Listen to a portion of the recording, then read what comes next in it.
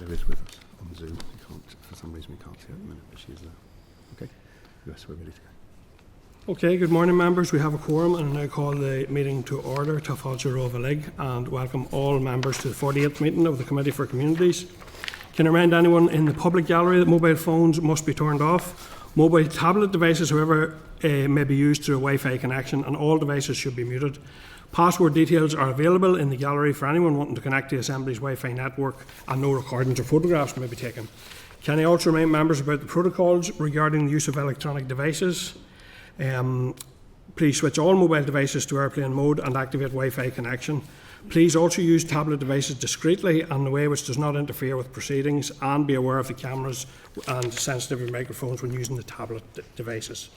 Agenda item 1, members' declaration of interest. I remind members of your responsibility to declare any interest in any of the items under discussion today. Does any member have any interest to declare in relation to today's items?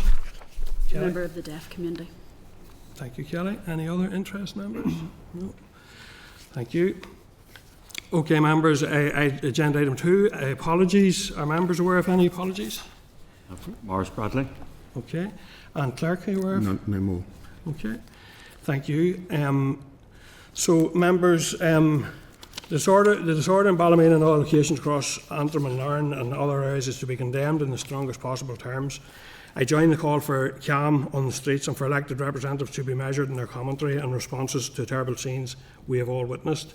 We're also very conscious of active reporting today in relation to the situation in Larne and Larne Leisure Centre, and very conscious that there are huge concerns around that. And Sian, I see you're indicating there, and I know that you've had some personal involvement as a rep in that area, so I'll bring you in there, Sian. Thank you, Chair. I really appreciate that. It was actually just on the back of our own minister's comments, to be honest. I wanted to give a wee bit of context to what had actually occurred that night. I have been engaging with community organisations over the last 3 nights trying to get people to safety when their houses have been attacked. On that particular occasion, we were able to get 17 people out of their homes before they were set on fire. One of those homes had 5 children in it. They were brought and escorted to a police station out of safety at 1:30, 2 o'clock in the morning, and at 3:30 a decision was made to take them to a place, a publicly owned place of safety, in line with council guidelines when it comes to an emergency response. In that group were 4 men, 5 women and 6 children. That was including children as young as 1 year old, and they were taken there at 4 o'clock in the morning. And they then were taken out of that leisure centre at 3:30. So it was literally 3:30 in the afternoon. It was literally as an absolute emergency stopgap until we could get them emergency accommodation. And as I say, 5 of those children were escorted out of their house within minutes before their house was set on fire by vigilantes. And for a minister with responsibility for communities, with responsibility for housing, with a statutory duty through him and his department and his arm's length bodies to provide emergency accommodation for those who need it, to suggest in any way that an elected rep should have been consulted and give permission to allow those people to be taken to a place of sanctuary at 3:30 in the morning, I think sets a very, very dangerous tone. And I think that we have seen the outworkings of that. I understand that there's anger in Ballymena. I really do. I understand that there are issues. We are acutely aware. But all this has done is to take away the focus from what it should be on, which is violence against women and girls. And we are just perpetuating more and more trauma on women and girls in the town, particularly, and I have to say, those 5 children and a heavily pregnant woman who was also escorted from her home with a week before she had to give birth. She was in that group that were going to be taken to Larne Leisure Centre. At this moment in time, I'm really genuinely concerned about the approach that the Communities Minister has taken, Chair. Thank you. Go ahead, Melissa, point of order.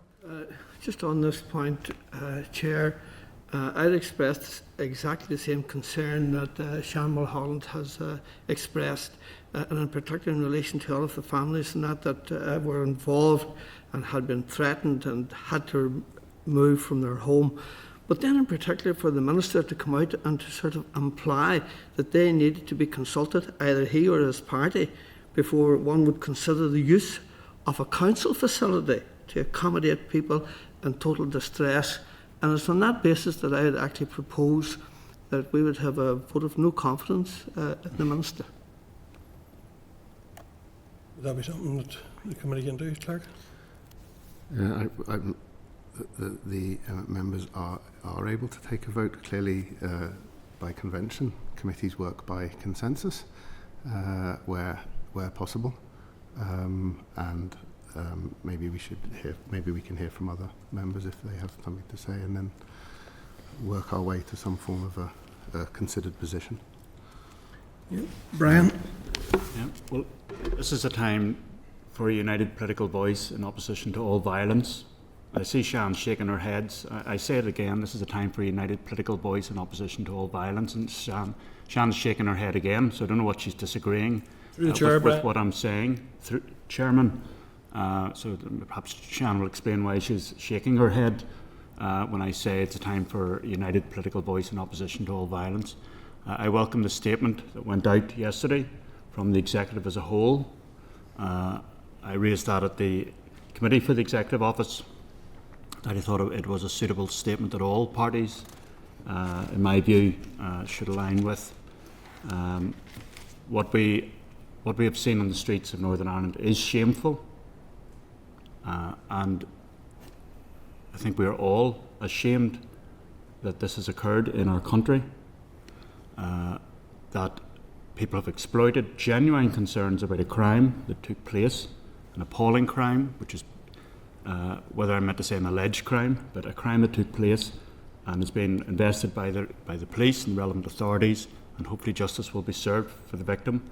But now that other victims have been created and that people with a malevolent agenda have exploited people's anger and concerns, and the violence which has occurred is shameful, and more people have suffered as a result of that, and more people will suffer when they are brought through the justice system, rightly, for crimes that have been also perpetrated. So I visited homes yesterday in my own constituency, close to my constituency office, where cars and homes have been attacked, and utterly appalling. I was encouraged by other residents who I spoke to, who expressed that they are disgusted that attacks have occurred in their area, and that is encouraging. The vast majority of our people are totally appalled at this violence, about the attacks targeted at people who are ethnic minorities, who come from other countries, who are working. Typically in the households I was visiting, both adults were working and children are attending local schools. Maybe the adult working in 2 jobs to provide for their families. So we should be united in condemning that violence. I do note today, and I do regret that some parties, and even at the start of this committee, the first thing is to indulge in party politics. Obviously, we're a political forum. People have the right to question the conduct of other elected representatives, other members. But that has been the focus this morning, I regret to say, party politicking. So for those who want to find fault with one member, with the Minister, he has explained the circumstances in which he made clear that the use of the leisure centre was on a temporary basis at a time when a protest had been called for by some people, and that the police had asked for clarification to be put out, as he explained that it was a temporary measure. I'm quite used to leisure centres, community centres being used as temporary evacuation centres. We see that when bomb scares have happened in the past, when there's been a fire in a property. That's happened quite recently in my own constituency, where a block of flats there was a fire and people were moved as an emergency evacuation centre. So that is quite routine. Gordon Lyons was clarifying that it was a temporary measure. Apparently there was rumours going around that it was going to be permanent. But the attack on the leisure centre is absolutely appalling. It was an antisocial attack on the community as a whole, and even the footage of people who were attending that attack is shameful. So we should all be supporting calls for those responsible to be brought to justice. We should be calling for an end to all attacks. We should be calling for a rejection of those with a malevolent and racist agenda, exploiting people's concerns about other issues.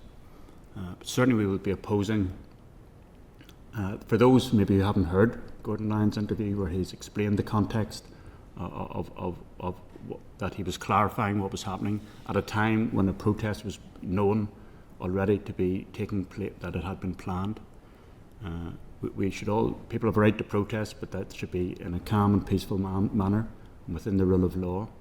So I'll be opposing any attempt at this party politicking, and I regret that that's the focus of some members this morning. Thank you, Brian. Kelly? Thank you, Chair. I live in an area where when there's bad weather conditions, emergency arrangements are made on a regular basis. I don't expect any council staff to phone me to ask me if it's okay if they use a leisure centre to save someone's life and to give them shelter during a crisis. In fact, as my whole time as an MLA, I have never been consulted with for an emergency centre to be used, and that includes a World War II bomb going off in a large residential estate recently in Newtonards. It includes a high spring tide where we had families whose homes were under 3 and 4 feet of water. So I don't understand why a seasoned minister who's been a minister for quite some time used language like him and his party colleagues should have been consulted. That's utter nonsense. Utter nonsense. I've never heard tell of it in my life, and I've been in politics for quite some time. We have a horrendous incident is going on, and I will agree with Brian, we all stand together in condemning this horrendous violence. It could have ended up in murder because the leisure centre that was set on fire, that had previously and temporarily provided shelter for those people, there were residents in that and staff in that leisure centre whenever that attack was taking place. That's where we should be focused, is the ending of the violence, not turning around and saying, I didn't know anything about it, I wasn't consulted, as if it was, I wouldn't be happy with that. I don't agree with the minister's statement afterwards. I think it was a face-saving exercise, and this minister has foot and mouth syndrome. It is very clear that he did not consider the harm that was being caused to those people who were under attack. And I think the fact that we have a minister who's responsible for funding for councils, who's responsible for funding for sport and leisure facilities, who's responsible for housing, to come out with a statement like that is unprecedented and does need to be called out. I'm going to Morris and then I'll come back to you, Melissa. Morris? Thanks very much, Chair. Like Brian, I'm disappointed that it's descended into some sort of political witch hunt against the minister. That's the way I see it. Look, none of us agree with violence in any shape, form or fashion against any section of our community, irrespective of their background. And I would go on record here as deploring the violence that's happened across towns in Northern Ireland, including my own town last night. I would say that personally, I get regular communication from the PSNI about a whole range of issues that are happening in my area. They contact me quite regularly, they ask questions, they would request that you try and diffuse something, etc., etc. I work quite well with the local PSNI and they work quite well with me, and it is common practice in my area. I can't speak for other areas. I do think the Minister's comments have been taken out of context. It's like reading a book, 10 paragraphs, you take the first paragraph and that might be your opinion of the whole book. And sometimes it's best to get the facts before you say anything. And I feel that some people have not read the Minister's post statement, whatever, in full. From my own point of view last night, it seemed to be a lot of young people, and that's a concern of mine, that right through my working life since 1969, there have been men in the background who have been orchestrating young people to go out and commit acts of violence, and then they walk away and leave the young people to feel the full force of the law, get a criminal record, and perhaps ruin their opportunity for employment throughout. It's not needed. Listen, I was in hospital on Tuesday morning. There was 4 people attended me from anaesthetists, doctors, surgeons, etc., who came in and spoke to me. Operation was cancelled, but that's neither here nor there.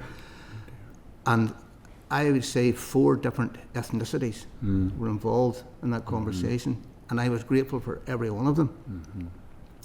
People are in a misconception that people who come to this country as immigrants are not providing anything. Take Coleraine Railway Road. Most of the businesses on the Railway Road are there's Turkish barbers, there's a pizzeria, there's 2 public houses, there's a restaurant, and they were all closed. There's a loss of revenue, never mind the threat of violence. Transport was disrupted because somebody thought it was a good idea to put a wheelie bin across the railway tracks and set fire to it. And at the station, the railway station, it's the bus terminal as well. So we can't have this sort of violence in Northern Ireland. I deplore it. And I'd ask young people to think very carefully. Who's asking them to do these things, and in whose name are they doing them? Because they're certainly not doing them in the name of the vast majority of people of Northern Ireland. And I, like my colleague here, Brian, I think it's time for calm heads, and calling for votes of no confidence, calling for the Minister to resign is a bit premature. Thank you, Chair. Marisa? Chair, I would just like to sort of respond to the allegations that this is to do with party politics. That is certainly not the case whatsoever. I listened to the Minister's statement this morning on the radio as well too, and he seemed to be attempting to divert attention away from his statement to the fact that it was public knowledge that these immigrant families were being accommodated in Larne. He seemed to say that because it was in the public arena, that he couldn't be held responsible for, well, say, anything that might have happened, we'll say, in Larne then as a result. And it's not that I'm saying that he's responsible for anything that happened in Larne, but that in his statement then, that when he went on to say that he had not been consulted, now this was consulted in respect of whether or not they should use that as a facility, that in itself has its connotations. And rightly or wrongly, others would have interpreted that as the Minister doing a Pontius Pilate from the decision that was taken to accommodate these families in Larne. And why would he be doing that Pontius Pilate in a sense? Is it to appease the mob or what?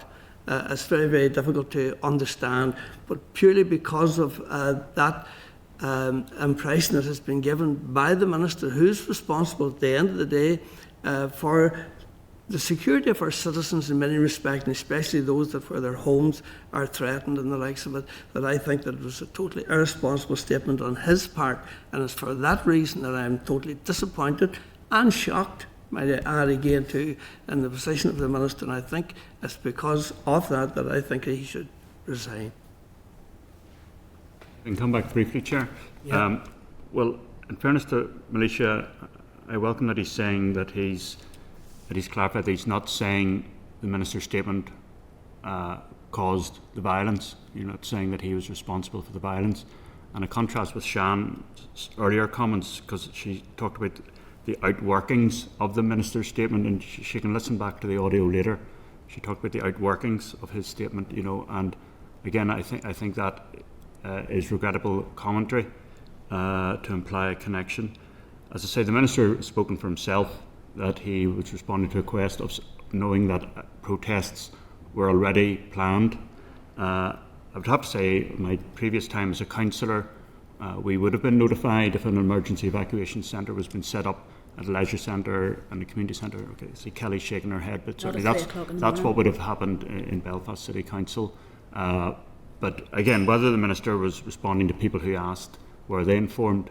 But the purpose was, I suppose, as he's explained, was to make clear that that it was only a temporary measure and not a permanent measure, as some were apparently claiming. But anyway, that's the point he was clarifying. But I do regret people trying to imply the outworkings of his statement as being violence. That is utterly without foundation and should be withdrawn. Nicola, you had your hand up there.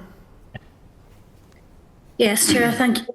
I would just like to come in to say I agree with what Shan said. I'm glad that she was able to clearly outline the circumstances in which these families had to be removed at such short notice to this. It wasn't even emergency accommodation, it was to a safe place, to a public safe place. And obviously, you can just only imagine the distress that these families were under to be feeling like that there. And I agree that I just can't understand how the minister has questioned why he wasn't consulted in this here in such short notice. There's widespread outrage at what we've been seeing in Ballymena and different towns right across the north. And I'm glad that the chairperson has brought this up under chairperson's business straight away because of that there. It's what people right across the north and right across Ireland are talking about. There is widespread outrage at what we're seeing, the racism that we're seeing, and I think our communities minister needs to be leading from the front. He is our minister for communities and for housing. So I can understand Malaysia's call for a motion of no support and no confidence, sorry, in the minister, and I do support Malaysia's call in that regard. Andy. Thanks, Chair. I just want to obviously join in echo the comments that we've already heard in the abhorrence and disgust at what we've seen on our streets. It's unacceptable. No matter the guise that people try to frame it and paint it as, it's unacceptable. We have seen violence on our streets far too often, right throughout the years, and we cannot allow this great place that is our country, Northern Ireland, to slip back into that. And I think I've heard universal condemnation right across the board here.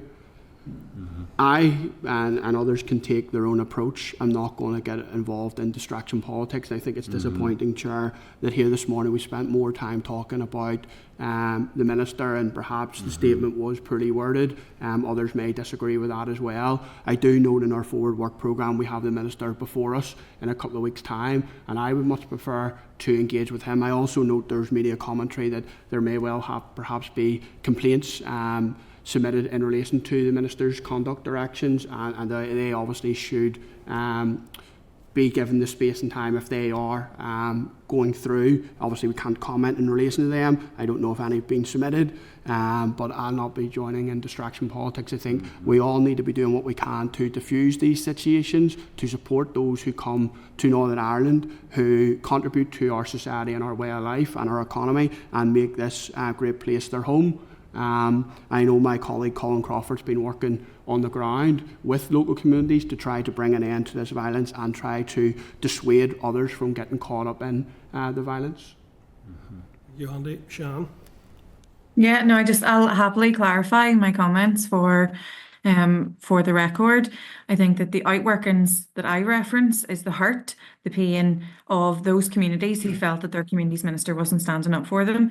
The comments below the post, which were referred to and responded to by the minister and I think he called some of them, those comments actually went into fueling more anger and more aggression. I feel, I'm not saying, and I will be very clear, I'm not saying that the minister caused for the Larne Leisure Centre to be set on fire. The only people who are fully responsible for that are those who threw the bricks and the petrol bombs. So I'll happily be on record for that. However, I won't shy away from saying that the outworkings of the minister's statement caused a huge deal of harm and a huge deal of pain. I had literally within half an hour of that statement going up on the Facebook, I had community representatives of communities that I have been working with saying, why isn't he standing with us? Why is he saying that? Does he not know who was sent to the leisure centre? And also, the secondary point is, I was a councillor for 8 years on the same council actually as Brian. I never once was asked permission or asked or consulted, I think that's the term, consulted of whether a council facility could be used. I normally got an email to say, let your constituents know that this is what's happening, but I was never consulted. So I think the language was very poor. And I was just on the very, very last note, Chair, I don't think this is distraction politics. I think this is a committee that this is where this conversation should be had. It shouldn't be had and threatening to put complaints into the stand Commissioner and the public. I think that has to be allowed to run its course in the way the process is designed to work. But this is the committee that holds the Minister to account, that also supports him in his work. And I would happily have supported the Minister in meeting some of the families that I have been dealing with, and some of those families that I've been helping to get to safety over the last 3 nights. I would have happily supported that. So I just wanted to clarify. In no way am I saying the Minister had a direct cause for Lauren Leisure Centre going up in flames last night, but I will say that there were outworkings of his post that caused pain, fear and anger. Andy, you're looking back. Yeah, Chair, I just want to come back on that because I think some of those comments to yourself are related to my comments. It absolutely is distraction politics, and I don't want to be getting into it. We absolutely should be talking about these issues here, and the Minister is the Minister responsible for housing and communities, but it is distraction politics when we're talking about votes of no confidence, when we all aren't in receipt of all the full facts. I haven't heard the Minister's statement this morning, so I'll not be participating, and that's why I'm referencing it as distraction politics. I'm not participating in a no vote confidence. I'd much rather the Minister, obviously we have dialogue and engagement, and I reference the other comments in relation to complaints, etc., because I see it being put through in the media by others. So I have to say that I was shocked by the statement that was put on Facebook as well. So as Minister for Communities, it's the Minister's responsibility to be engaging with those people who are experiencing so much trauma and so much pressure as a result of this violence. As a Minister for Housing, I would have expected that he was centrally involved in ensuring that those people were being housed and were being kept safe and were being facilitated when they were forced from their home to have other accommodation available to them. And indeed, as a Minister for Local Government, the attack on the leisure centre, that the Minister should have been supporting the staff of the leisure centre to provide that security and safety that people required at that time. Daniel? Yeah, Chair, sorry I'm late. I was listening in. I've heard Melissa's proposal and the wider discussion by members of the committee. I do have to say that it is entirely regrettable that the Minister fell well below the standard that was expected as a community leader, let alone in his role as an MLA for his own constituency, but also as the Minister for Communities, all communities across Northern Ireland, and also as the Housing Minister. I think the post is quite shocking, actually, for a Minister of his experience. He should understand from the scenes of the last few days how it can inflame and aggravate some of the issues we're seeing on the ground. I think what we've seen online, and I've heard his attempt to justify it this morning, is unjustifiable. The SDLP have referred him to the Standards Commissioner. I would agree with that. This is a time for leadership. He is in a very critical and important role, and I don't believe we're seeing that leadership. I don't believe we're seeing it at all. And some in this committee, Chair, have said that this is not the time to be political. But the language of the last number of weeks from parties in this House have not helped with the situation right across Northern Ireland that we're seeing play out on our streets.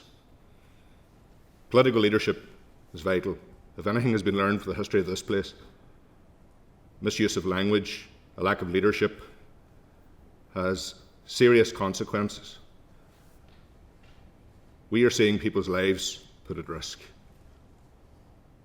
This place is all over the news, right across the world, where vigilantes and racist thugs are intimidating and terrorising people in their own homes, in a society that I deem to be a shared society, a shared home place. I'm absolutely disgusted beyond belief about what we are seeing. Disgusted. And those on the streets that are doing it should face, and I hopefully will face, the full consequences of the law. Absolutely. And there'll be a responsibility from all executive ministers, but equally every community leader that is elected to this House, to ensure that that is the case. Minister Lyons needs to reflect very quickly about how he has dealt with this over the last number of days, and equally how unhelpful his statement was. I believe he fell far below the expected standard of a Minister of the Executive, and it is shocking. I've heard Melissa's proposal, and Chair, I'm regretfully minded to be supporting it.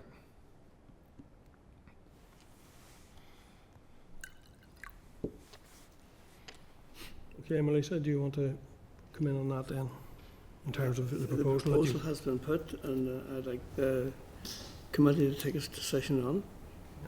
So I don't think we've been able to achieve a consensus. There are clearly different views in the committee, so I feel that we will move to a division. So the question is, members, that the proposal be agreed. All those in favour, please raise your hands.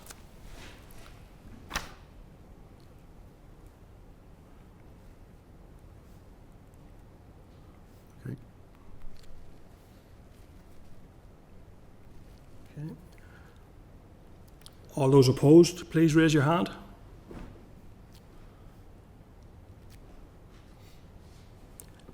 All those abstaining, please raise your hand.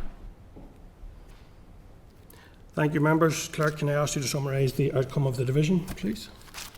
So the vote has been taken on confidence in the Minister, and the vote has been carried with 1, 2, 3, 4, 5, 6 in favour, 2 against and 1 abstaining. Okay, thank you. Okay, members, the second item then of Chair's business is the Minister brought 2 statements to the Chamber on Tuesday, the second being in response to the British Government's confirmation of the outworkings of the partial U-turn on winter fuel payments. This is a significant change, though not the return to full payments, and we will have to wait until the budget to learn how this is being paid for, and there will be an SL1 that will be coming to committee as well, so just to flag that. Members, you will have heard Junior Minister Cameron's answer on Monday to a question on the End in Violence Against Women and Girls delivery plan. I welcome the update and note in particular the close work the Department has undertaken with councils. Indeed, work that I have witnessed in my own council area, and very good work already in terms of that strategy. And the potential model this provides for strategies such as addressing poverty. I think local councils can play a really on-the-ground role in that sense, so it's an interesting comparison. I want to also thank officials from the Department who came to Parliament buildings on Tuesday for a follow-up informal session on universal credit. The original session in January was very informative, and this session was no less helpful. I feel committee staff have circulated the briefing paper via email, but I thought that was really good, a good session in terms of the detail. Yeah. I also note the BBC story last weekend of the leaked anti-poverty strategy in the response of some stakeholders. I would hope that the strategy is published very soon and that meaningful consultation can begin on that strategy.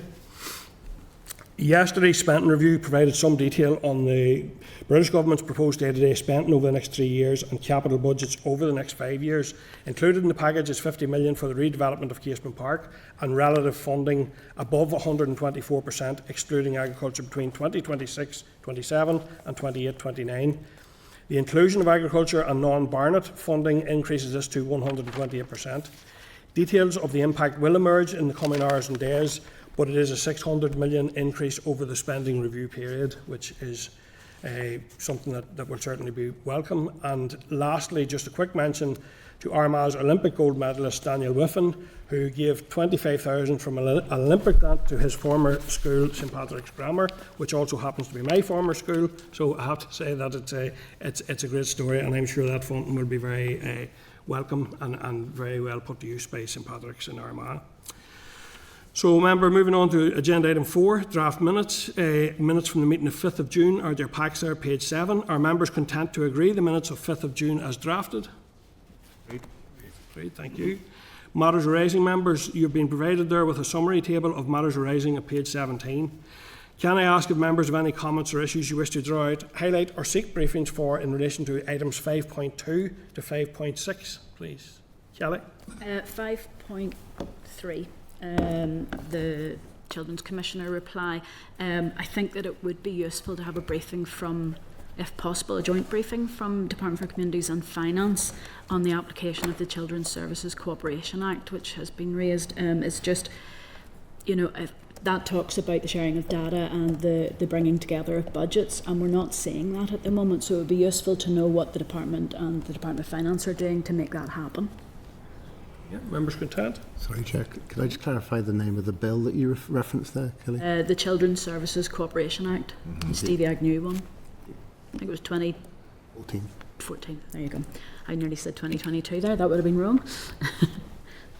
Yeah, content. Clerk, yes. Thank you. Okay, members, in regards to follow-up information from the Children's Commissioner at 5.3, the links provided in the reply may not work on your pack, and committee staff have emailed copies of the reports yesterday, so hopefully the links in the emailed version work, and I imagine you could also cut and paste that link, but just the way the packs operate, the links aren't active.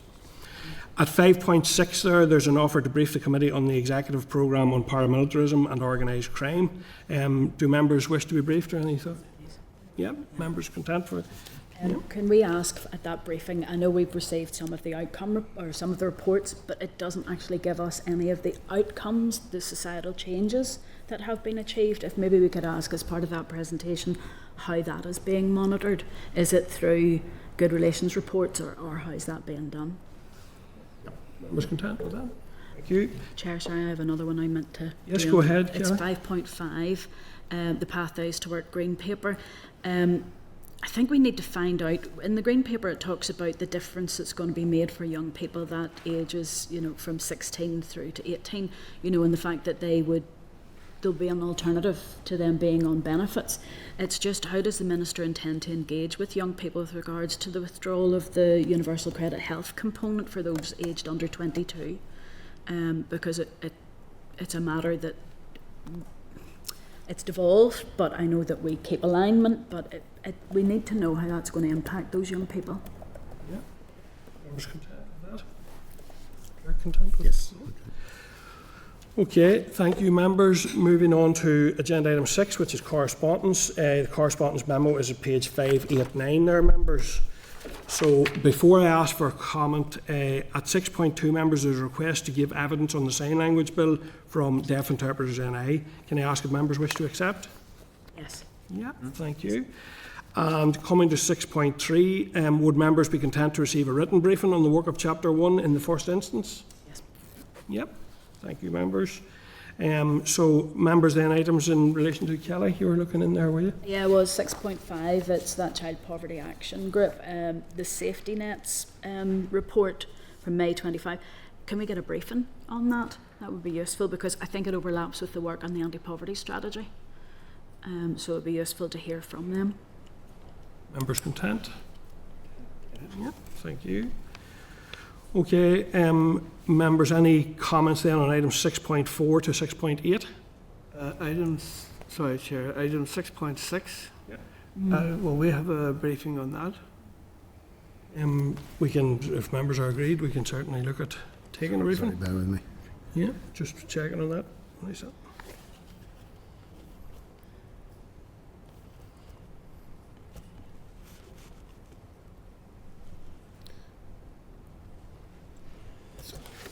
Sorry, Minister, that's the loss of EU funding and its impact on equality groups? Yeah. Yeah, I think it was Thank the you. key one, yeah. Members content that we seek a briefing on that? Yes, please. Okay, so any other items in 6.4 to 6.8, members, in terms of correspondence? No, thank you. Members therefore otherwise content with the memo as noted in your pack. So, members, we now need to allow interpreters to get in place as previously for today's first evidence session on the sign language bill, and I therefore propose that we take a short suspension to allow that to happen, maybe a 5-minute break there. Members content? Yep. Yep, okay. Thank you, members. And I'm just waiting for the clerk to confirm that we're out of broadcasting. Session, Brian folks. isn't back in the room, but we can start. Okay, we're ready, Chair.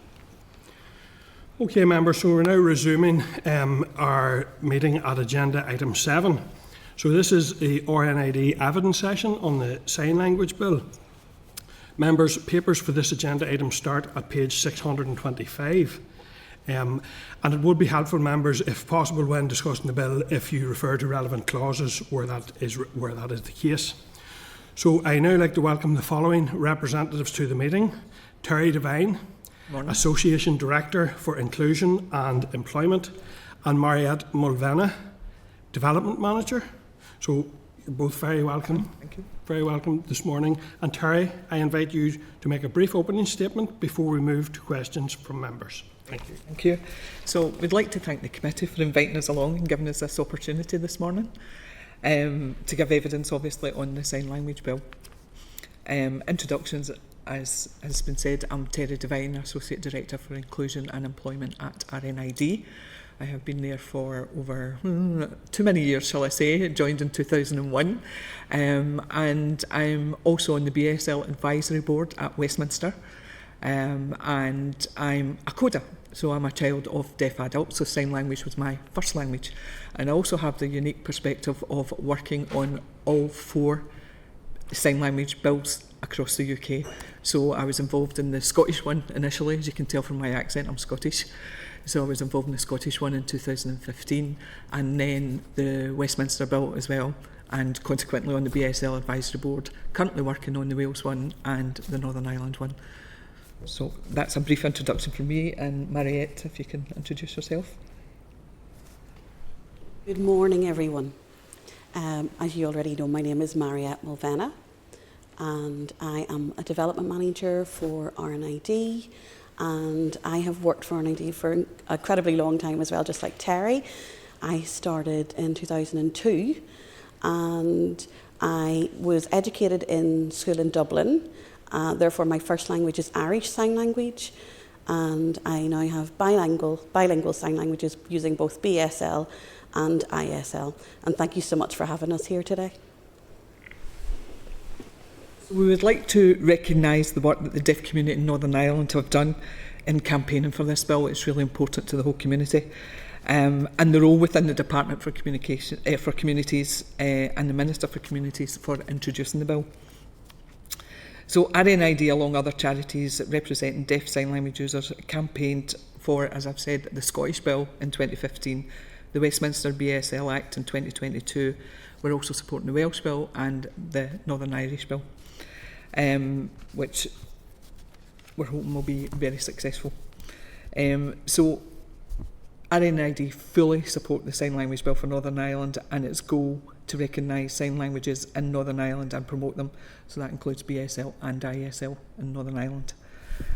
And Northern Ireland is uniquely lucky in that it is the only executive-led sign language devolved legislation. And it gives it the opportunity to go a lot further than other pieces of similar legislation in the UK, because the other ones have all been private member bills, so they can't quite have the same weight that the executive-led one does. So obligations put on the Department of Communities to promote the greater use and understanding of BSL, particularly making sign language classes available to deaf people, and that includes ISL, their families and carers, is a huge step forward ensuring better access to sign language. Furthermore, the accreditation scheme for interpreters and sign language tutors should help the executive better understand the workforce available to support deaf sign language users in Northern Ireland, and in turn address any shortages. And overall, we hope that the consultation with the deaf community outlined in this bill so far is extended into the implementation as well, to ensure that the needs of the deaf community in Northern Ireland are kept front of mind. So the community has to be front and centre in everything we do here. Thank you. Thank you. And I have to say that's a great breadth of experience to bring to committee this morning, and very much welcome that. The committee has heard concerns that Clause 8 and its requirement to consult with at least one person or group is too limited. Your written submission expresses support for the clause as drafted. Is at least one person or group enough, especially if the same person or group is used frequently? No. Okay. So as much as we've written yes, it's more about the fact that they're consulting with the community would be the yes, but as I've just said there, we would want it to be extended for full implementation, that they meet with, every different part of the community as much as possible, where it's feasible to do that. You engage with, because deaf people are all different and they've all got different needs, and there's different levels within the community itself. So we would expect that there is consultation across. Thank you. I think the fact that there's two sign languages involved in itself does indicate that. Your written submission does also cite alarming research from last year that found that 82% of deaf BSL users believe there's still a stigma towards deaf people and people with hearing loss, and 71% of BSL users believe that most people hold negative attitudes towards them. Can you give some examples, Teri, of how this manifests itself, and how do you believe that this is a key indicator for the future success of this bill? So one of the things that you talk about in the bill is educating families with sign language, that the families have it. One of the biggest barriers for deaf people is everyday life, is accessing information or accessing services wherever they go, whether they're going shopping, whether it's education. So it's about actual access to everything in everyday life. So that's about educating the general public as well. Because if people don't know how to approach a deaf person or how to communicate with them, there's an automatic barrier there, and we want to reduce those barriers and do an education process. So it's fantastic that the Department for Communities has said they will provide family sign language classes, which is brilliant because it's the only place in the UK that's doing that, and we feel that's really important. But it's about awareness raising for the general public so that deaf people can access services every day. Okay. Thank you. Mariette, do you want to say anything in relation to that? Around it?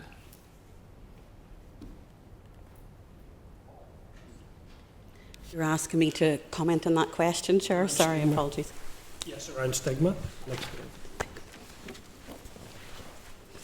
Certainly, yes. I have to agree with what Teri has just said, in that I'm a deaf person myself and I do face barriers on a daily basis.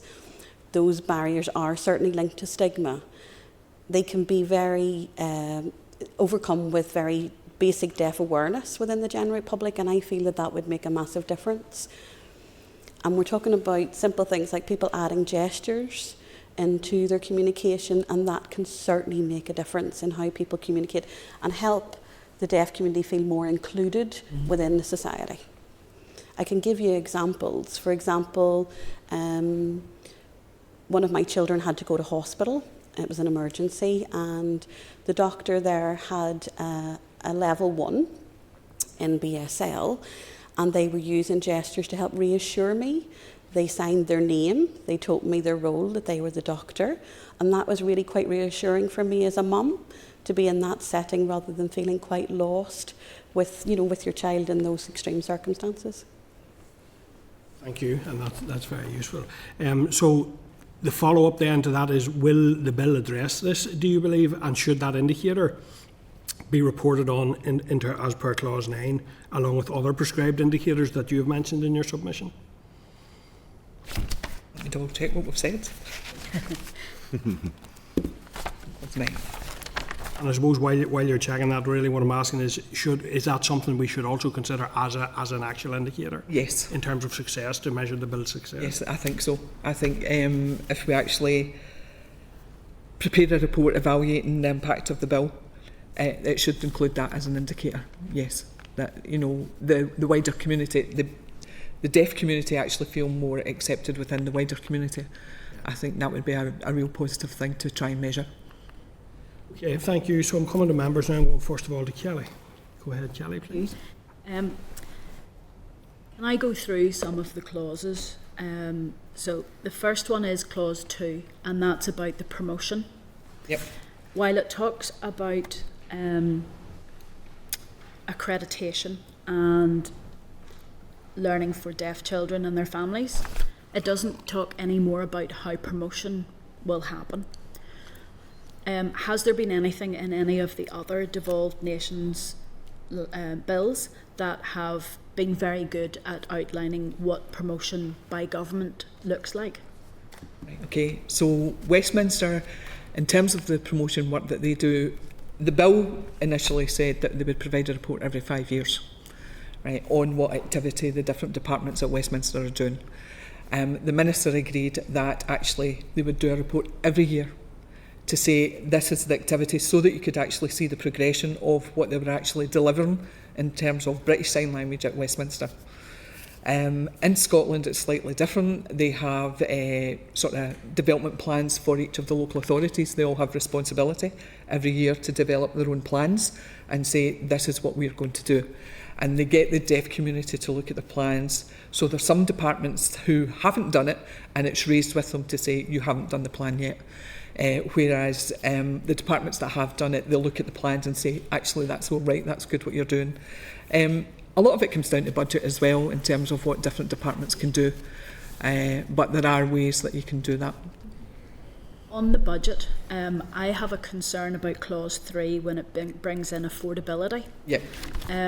Personally, I don't think putting affordability above inclusion is the way to do it. Do you think then that affordability is a reasonable excuse? It depends. You need to be pragmatic about it. So I think that there's a journey to go on in terms of what services the deaf community use within Northern Ireland. And the ones that are used most often that can afford to do it is obviously the ones you want to put the pressure on to actually deliver those services. There may be smaller departments that don't have the budget to do it, but there's no demand on them from the community. So I think it's actually being pragmatic about it and saying, you know, is it about making that provision when you don't actually have the money there to do it? But there are ways around it where, as a central service, what you can do is establish like a VRS service that all the departments can use, and it's managed centrally. And that's what happens in Scotland. They've got their own VRS service that the community can use, and different departments within the government can use, or local authorities. Health use it. In fact, it's gone as to the stage that deaf people can use it to order a pizza, if that's what they want to do, because it's about full inclusion in life.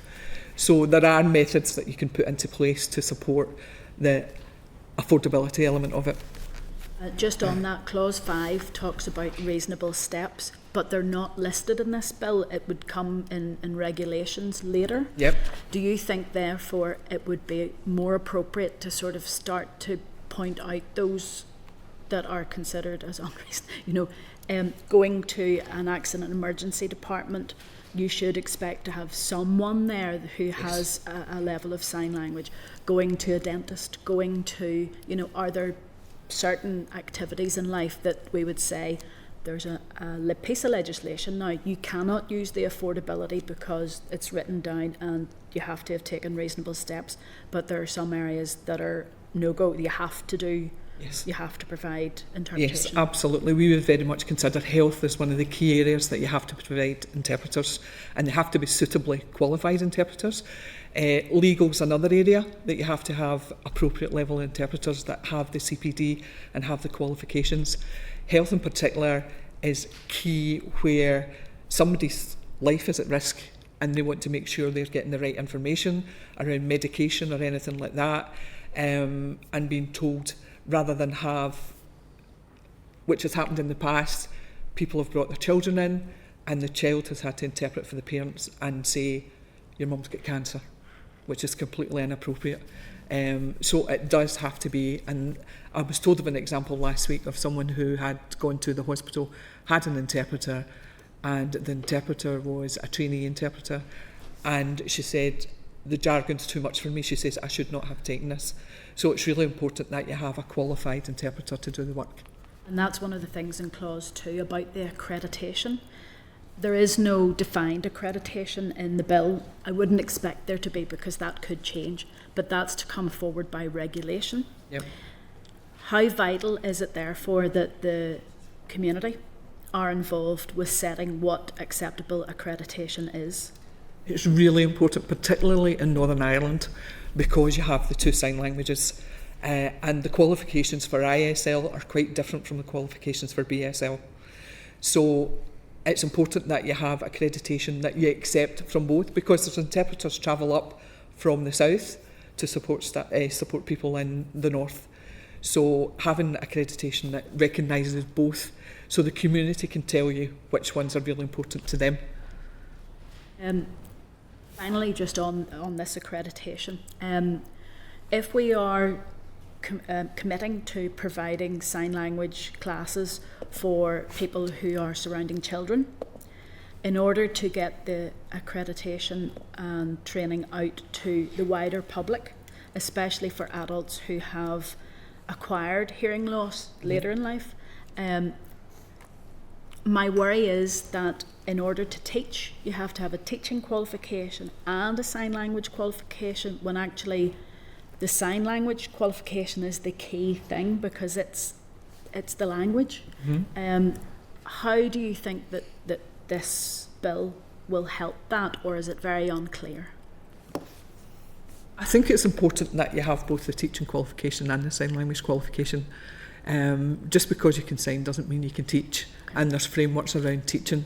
It doesn't have to be like a school teacher's qualification. There are tutor teaching qualifications that are slightly different, that allows deaf BSL users to go in and teach sign language. So I think it's important that they have those qualifications, because it ensures that the learning of the student is appropriate and suitable for the future. So there are unfortunately quite a lot of cowboys, as we would say, that go out and teach, BSL and ISL, who aren't qualified to teach. So people are paying for a service that are not getting the same quality of training. Thank you. Welcome.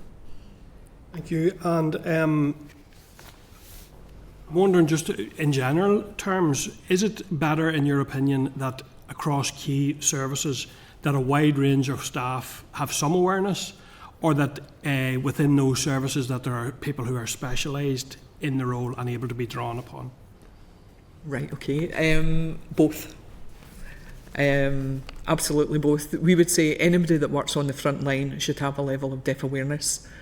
But if you have a service that provides a specialist service for deaf people, particularly sign language users, there should be somebody there that has a level of qualification. If they don't have that level of qualification, it's about having a framework in place where they can bring in suitably qualified interpreters to do the job for them, and making sure that it's timely as well. So if somebody is going for an appointment, it's not that they have to wait 2 weeks to get an interpreter. So there needs to be a framework in place to be able to book interpreters, which is why I was suggesting a sort of central system where you could book interpreters to bring in. Thank you. Is a complaints procedure an important part of legislation like this, Absolutely. in your opinion? Yes. One of the things that we find within the deaf community is that they don't complain. And the reason they don't complain is because it is so difficult for them to do that. There is no process in place. So if you take the current green paper at Westminster around pathways to work, they've translated the whole green paper, but they don't have a process in place that a deaf person can sign back the response. It has to be in written format, which is completely inappropriate. So it's thinking about things like that. What would you do to make sure that deaf people have full access? And the final one from me, and thank you for your assistance so far, it's been really useful. Clause 7 refers to the Department may making regulations. It says regulations under this chapter may modify any statutory provision. In your opinion, is may strong enough in that sense, or should we be considering the use of must or some other form of words? Me. I think you need to give yourself some space that regulation might change in the future. So things change, nothing stays constant, and you need to give yourself that space. So saying must sort of restricts you a bit more, I think, whereas saying may will allow you to have that change. Okay, thank you. Can I check if there's any other questions, members? Brian, go ahead. Thank you, Chair. And yeah, a lot of the legislation we receive is enabling legislation, and it provides that it can be strengthened over time. So we often have that debate about may or must, that at least it's providing the means for it to happen. A previous, I'll refer to Clause 2, promotion of interests, and in clause, part 2 of that clause on the greater use and understanding of sign language, BSL, ISL. A previous witness said to us about situation in which sometimes deaf children and their families are encouraged at an early stage not to learn sign language with the intention that it might discourage the child learning lip reading and in an intention to support development of their spoken language, I think, is the context. But actually that discourages in the child from learning sign language, which ultimately will be their first language. And there should not be a presumption against sign language at an early stage, and that actually should be prohibited, because it's they describe that as language deprivation for the child in their first language if that early access and encouragement of sign language is not being provided. Would you have, either of you have a view on that, or would you be aware of examples of language deprivation through the not early enough provision of sign language? So we always advocate for total communication when it comes to children. Give them every tool in the box so that they can learn and improve their education opportunities. So you give them sign language, you give them speech, if it's speech therapy or whatever. And then as they get older, they can decide for themselves which way they want to go, whether they want to use sign language and be part of that community, or whether they want to be oral. But it's about giving a child every possible tool in the box and not depriving them, so they have access to language altogether. And if you look at education attainment rates, deaf children, particularly cochlear implant wearers, are assumed to be able to hear when they're in a classroom, and they miss out quite a lot. They have deaf fatigue, things like that. So the attainment rates are actually lower for deaf children when they're leaving school. Children who have sign language and get the appropriate support in school actually do better at attainment with the appropriate support. So it's as I say, it's about giving them every tool in the box and making sure. So if they do have cochlear implants and have sign language, it gives them that extra communication skill. I don't know, Mariette, do you agree? Yes, I do agree. And the reason for that is, obviously, when I grew up, my parents were encouraged not to use sign language. They were told that wouldn't be worth it. But if you look back, in my own life, I think that the barriers that created, and those other children that aren't learning sign language at a young age, their reading age post-16 is coming out at roughly around 10 years old, which really isn't enough. The evidence speaks for itself and the importance of learning sign language at a young age. Yeah, we will look at, is there somewhere in the text, that we can insert wording, I think, to make that point. Right, I can certainly take that away and give you something written. I know if you had a view on that too. Yeah. Because at this stage, our role is to ensure that the text of the Act is appropriate, at an early stage, at this stage. Yep. Yeah, I can certainly take it away, have a look at the text, and then do a written submission, if that's agreeable. Okay, that would be helpful. Thank you. Thank you. Go ahead, Kelly. Just finally, compared to the other pieces of legislation, is there anything not included here that was a really good thing elsewhere that we could maybe consider? I don't think so. Okay. I'm very impressed with the Northern Ireland legislation, to be honest. Having looked at the other ones, the support that's given to children and families is absolutely amazing, because it doesn't happen elsewhere, and it's really important. The fact that you're looking at training more interpreters and training more tutors of sign language is really important too. That doesn't happen elsewhere. They don't have frameworks elsewhere to do that, which is where the executive have that extra weight. Because it was private members' bills, there was no money behind it to support them to do anything like that. So, and I know that you are looking at the VRS system in Scotland as well, which it was the one good thing that really did come out in Scotland, was the provision of that VRS service. So, yeah, I think the bill that you've got here is actually very comprehensive in comparison to the other ones. Could I just check, Mariette, do you wish to add anything to Teri's comments? No, that's fine, thank you. Okay. Okay, well listen, thank you Teri and thank you Mariette. That has been really useful information for us at this stage of committee stage, so thank you for your attendance today. Thank you for your time. Bye. Thank you. Okay, members, just check, so we're going to get some further written evidence from the group, which is useful. Any other actions members want to note at this stage before we move on to the other session? So we will now need to allow time for interpreters to leave to set up for live broadcasting, interpreting the next session. So I therefore propose a further suspension of a few minutes before we move to the next evidence session. So members be agreed we take a further 5-minute break. Members agreed. Thank you. Okay, Clerk, please take us out of broadcasting.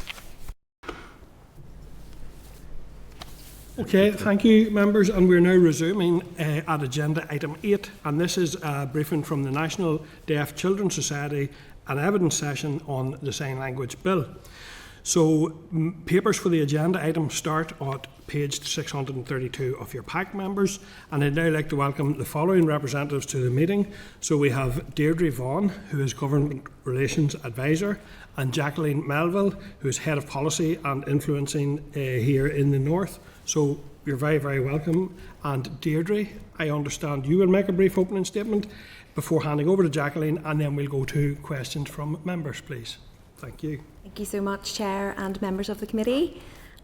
Just to start off by saying, on behalf of the National Deaf Children's Society, NDCS, I would like to thank you for the opportunity to provide evidence today.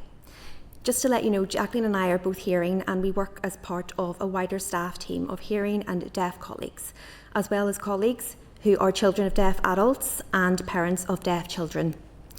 First of all, we wish to extend a warm welcome to the introduction of the sign language, which offers a meaningful opportunity in this mandate to achieve lasting positive change for deaf children, their families, both now and in the future. The introduction of the bill marks an important milestone, not just for deaf children, families and the wider deaf community, but also, we believe, for us as a society striving to better embed equality and respect in our laws, policies, public services and everyday lives. The bill is long overdue, but most definitely to be welcomed. By way of introduction to National Deaf Children's Society, we are dedicated to supporting deaf children and young people, as well as their families. Across Northern Ireland, we work with and alongside a diverse population of deaf children, and we support all deaf children and families, regardless of level or type of deafness or mode of communication they choose to use. All of our work is guided by the principle of informed choice. That is, making sure deaf children and families have access to unbiased information and support to make the decisions that are right for them, and this includes promoting access to sign language as a key option. We would like to acknowledge the ongoing work of the Department on sign language and also for consulting and involving a range of organisations on this. Our evidence today has been directly informed by our ongoing work with deaf children and families, as well as our consultations on sign language in 2016, 2021 and our recent 2025 survey. So I'll now hand over to Jacqueline, who will highlight the key themes that members may wish to consider during committee stage. Thank you. So the bill is ambitious in many areas, and we particularly welcome commitments to ensuring access to sign language classes for deaf children and families, access to information and services in sign language, accreditation of tutors and interpreters, and duties to promote sign language. These provisions can make a significant and important difference in the lives of many deaf children and families who use or wish to use sign language. But it is perhaps unsurprising that at NDCS there are areas where we would like to see the ambition of the bill to be extended further, or where we are seeking clarification to make sure that the bill will deliver for deaf children. Deaf children are not a homogenous group. Each child, their experience of deafness, their wider circumstances and needs is unique, and their journey with sign language will be individual.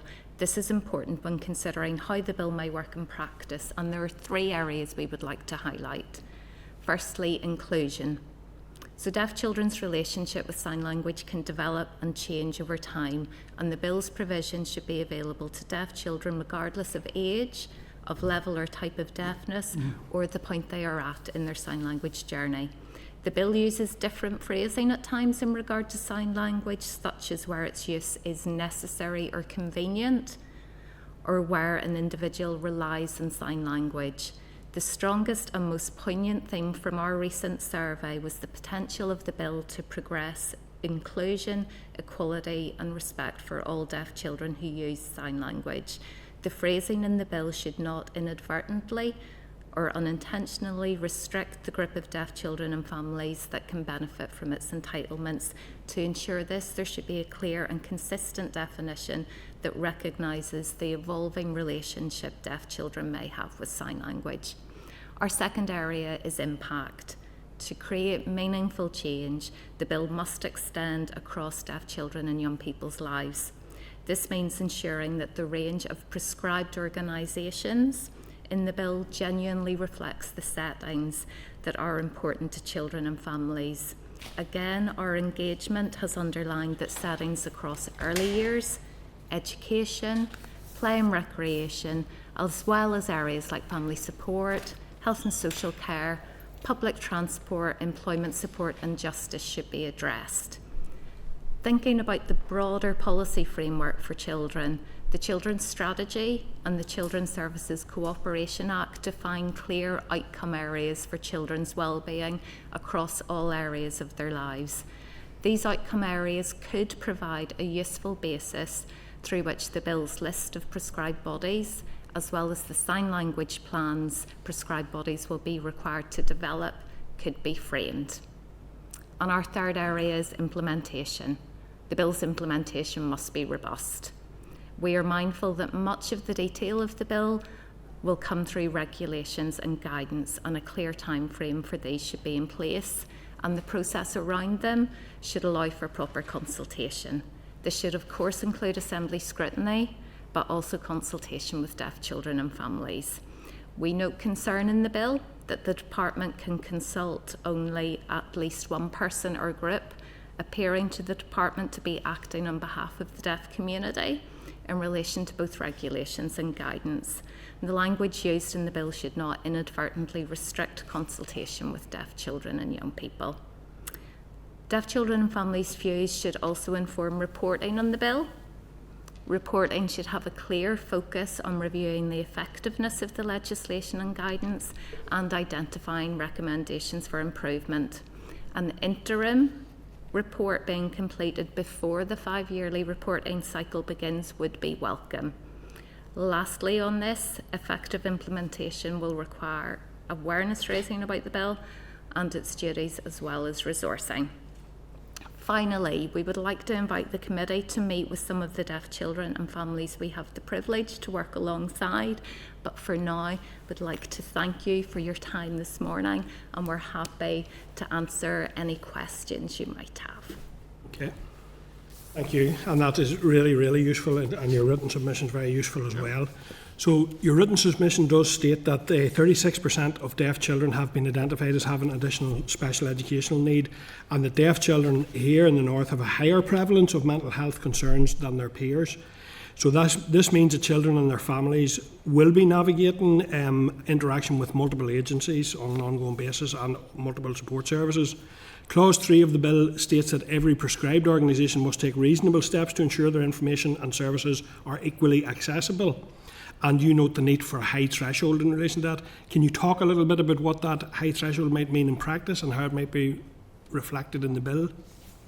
And you've touched exactly on one of the key points, and that's about taking a step back almost and thinking about the arrangements that need to be in place to support good implementation from the bill. So it's thinking about the diversity and the complexity and the richness of the population when we're looking at deaf children and families across Northern Ireland, and making sure two things are in place. Firstly, robust routes to identification of deafness, and understanding that currently the majority of children, deafness is not identified through the newborn hearing screening programme. It might be through that route, but the majority of children are older. They may be compulsory school age before deafness occurs or is identified. So having strong identification in place, and then following from that, having services wrap around children and families holistically.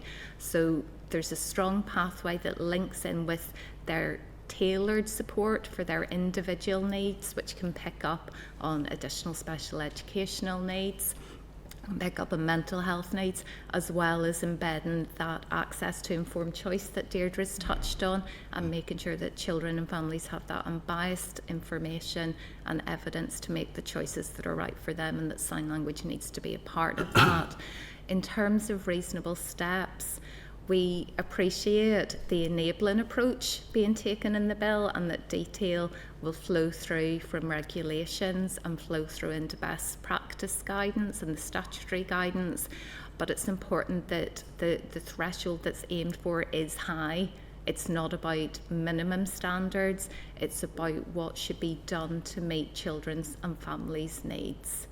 Déirdre, you might want to come in a bit more on that. Just to say that, well, I think that's covered the question, but I would just add that consultation with the deaf community and that wide berth of children maybe with representatives with mild, moderate hearing loss, which is the majority of deaf children in Northern Ireland, they need to be included in any consultation around the high threshold. Thank you. I see also from your website the Scottish Government has responded positively to proposed amendments to recognise British Sign Language in its new education legislation, and that's thanks in part to 400 deaf children and young people writing to the Scottish Parliament's Education Committee. And I think we have seen some great examples here recently, both in this committee and the PAC on which I sit, of young people here engaging on the development of legislation. Yep. And the value they can bring to that. So do you have any other, and I certainly think we will want to consider that what you mentioned there about engaging with some of the young children you represent. I think that would be a great opportunity for us. But do you have any other positive examples of engaging with children, engaging with legislative development that you can share today? Our colleagues who focus their work in Scotland are absolutely delighted with the developments and the recognition in the legislation in Scotland, and it does provide a really powerful example of how the views and experiences and the needs of children and their families should be shaping legislation. We would want to acknowledge the Department's ongoing dialogue and engagement with a wide range of organisations and bodies across deaf children and families and the wider deaf community, and we want to see that continue. It's important that the bill, as we've mentioned, doesn't almost inadvertently restrict that good practice that is developing. Children and families' experiences need to be at the heart of the development of the bill, and right through regulations, the development of guidance, and then further through to the reporting on how effective the legislation is. We have really valuable insights from children and families through our consultation about what they would like to see the bill deliver, what it's important for them. Part of that possibly speaks to promotion of sign language. One of the consistent themes from children and from parents has been the potential role of education and work in early years in education to bring sign language into the curriculum more, and that to not just be a vehicle to increase use of sign language, but to increase acceptance, understanding, inclusion, improved deaf awareness in society. We're not where we should be on that for deaf children and their families in Northern Ireland. So the bill, while it obviously has a focus on linguistic rights and sign language, also offers the potential to move us on much more for deaf children. And I mean, if I could just add to that as well, all our evidence today is informed by our own consultation with deaf children and their families, and they are really excited about the promise that's being brought forward in this bill. For example, if you look at workforce as well and building of the bank of tutors, interpreters, they're talking to us about how, a great opportunity for deaf people to become involved in becoming tutors and to bring that really invaluable lived experience. So there's a range of opportunities there for deaf children going forward. Thank you very much, Chair, and thank you very much for your presentation. Just when you were speaking there about sign language in the curriculum, I agree that would be a fantastic way to spread a wider knowledge of sign language, of using sign language. And children are sponges, so they will love seeing something practical and physical that they can do. But it has been raised with me in another evidence session that if we bring sign language into the curriculum, that is not the only thing that schools should do, because a child who uses sign language is probably more proficient than the rest of the people in the class because they're only starting to learn. What can we do? It's about this thing about deaf school and mainstream school. Has there been any comment from any of the children about a preference for being in mainstream or having deaf school, or how do we take that forward to achieve the best possible outcomes for those young people? And I think we would come back to informed choice again. It's about ensuring that children and families have access to a wide range of options and are able to make the appropriate choice that is right for them. Wherever deaf children are in our education system, it's absolutely vital that their right to education should be being supported by tailored support based on their individual needs. Just for information, in Northern Ireland, over 3/4 of deaf children are in mainstream settings in education. Around 21% are in special schools, and then smaller numbers of deaf children will be in schools that have a resource provision, a dedicated resource provision attached to the school, or in the one specialist school that we have for deaf children and visually impaired children in Northern Ireland. But the potential to find ways and to build on the positive momentum of the bill to achieve progress in a wide range of settings. Education is such a clear example where that momentum and those opportunities should be taken to promote inclusion is really important. And when we talk about taking the opportunities for inclusion, in Clause 5 it talks about the prescribed organisations must have regard to guidance. Do you think that's strong enough? I think that's a good example. We're strengthening, potentially, or considering strengthening legislation in the bill might be helpful to ensure that there's due regard to guidance. It is statutory guidance. We want to see guidance of high quality, informed by the experiences of deaf children and young people. But again, we're back to setting that high threshold for prescribed organisations to meet across all areas of children's lives. And on that, a timetable.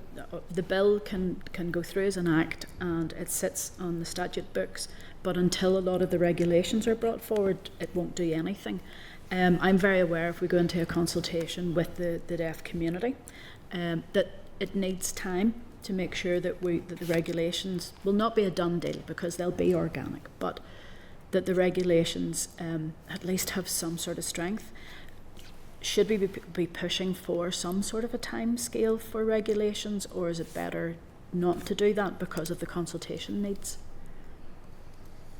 And I think that's where there is a balance to be struck between being pragmatic and ensuring the bill is delivered and ensuring it's directly informed by the experiences and the expertise and insights of those who it will most affect. What we would say is that our first consultation on this, like many others, was in 2016 with deaf children. They are no longer children. That is nearly a decade ago. Déirdre's touched on the excitement, the sense of hope and pride there is for children and families that will come with the legislation. We would like to see it delivered for deaf children and families in this mandate, where there is the momentum, there is strong executive support from all parties. We don't want deaf children and families to have to wait longer. I'm just thinking about in Clause 6, Clause 6.2, it talks about advice as to best practice as set out in guidance by virtue of this section may include. Now, I'm a great believer in no, you do. There's a baseline that you do have to include. What's listed there is not bad. It's not everything, but it's not bad as a start. Do you think that there should be a baseline? That even before we go into the consultation with the deaf community, instead of offer or facilitate, you must provide, as an outcome of this bill, sign language communication in British and Irish, Do you think there is a baseline that we should start from? We could get that going, because I'm just a little bit concerned there's too many mays and mights and, could instead of must and shall. Yes, and I think as well for us, on our focus on deaf children and families, that's where we think it might be helpful to explore ways to embed the bill or the regulations or the guidance a little bit more in the wider policy framework for children and young people, and that then addresses some of the concerns that the prescribed organisations may be too narrow in focus. They may not be in the settings that are important to deaf children and their families, or where the guidance may not fully address all the areas that are important to children and families. Again, this is about us wanting to ensure that the bill will deliver meaningful change in children's daily lives. My final one is again back to this thing on promotion and how we get that out. I watched very closely when health and safety legislation was brought in across Northern Ireland. There was a very determined way that was promoted through Northern Ireland so that all employers would know. Promotion of sign language, to be honest, if we take the same route as that, we can actually have a holistic, cross-executive, cross-departmental promotion of sign language. It's not just if you need it on request, it's a natural part of work. Do you think then that there should be a little bit more in the promotion section just to outline guidance of how that will be done, or when that promotion will happen on a regular basis, hopefully? I think whether it sits on the face of the bill or it comes through regulations or guidance, probably the committee, the assembly, is better placed to judge that than us. Our main concern is that it is there and that the opportunity to give further definition and clarity to promotion is taken. We've talked about education, we've talked about raise deaf awareness initiatives. It's also making sure that prescribed bodies are aware of their duties, that the wider deaf community is aware of the obligations that prescribed bodies should be meeting on their behalf. And there's important learning from other jurisdictions that have legislation in place. So for example, in Ireland there were around, I think 30% of designated bodies weren't aware of the legislation and their new duties. So it's important that we get to a point where when the bill is ready and becomes live legislation, that all the building blocks are in place so that children and families start to see the difference, the positive difference translated into their lives. I mean, if I could just sort of say as well about promotion, and I'm just circling back always to the consultations we've had with the deaf community, like promotion equals inclusion. And one of the key themes, the most poignant theme, was the need to reduce that sense within, deaf children, sense of isolation, difference, promote equality and inclusion.